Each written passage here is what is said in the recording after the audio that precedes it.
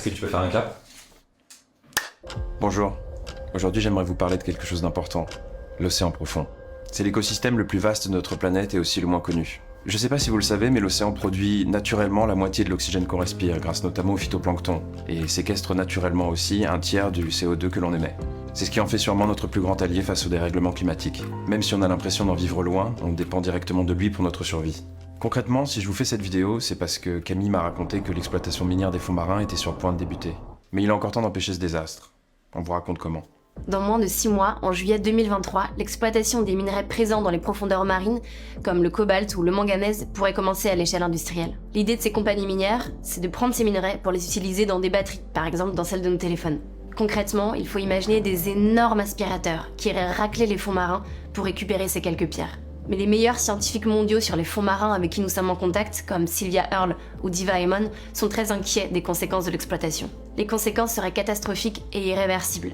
Pour la biodiversité, c'est-à-dire tous les animaux marins qui vivent dans ces profondeurs, mais aussi pour le climat. Parce que comme vous l'expliquait Lucas tout à l'heure, l'océan profond séquestre une immense partie du carbone que l'on émet dans l'atmosphère.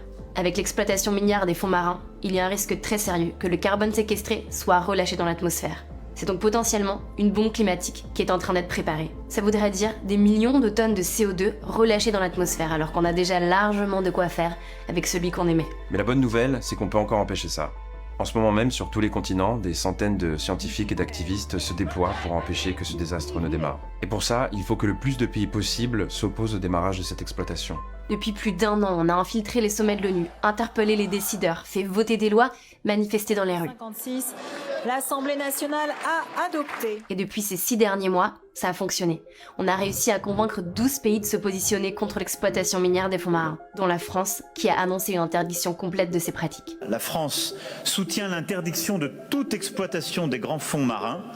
J'assume cette position et la porterai dans les enceintes internationales. Et il y a quelques jours, grâce à la pression des activistes sur le terrain et en ligne, le Canada s'est prononcé en faveur d'un moratoire. À chaque action, on voit le cours en bourse de la plus grande compagnie minière de Metal Company s'effondrer.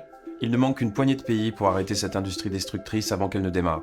On vous propose chaque jour de nouvelles actions, faciles, que vous pouvez réaliser en quelques minutes où que vous soyez.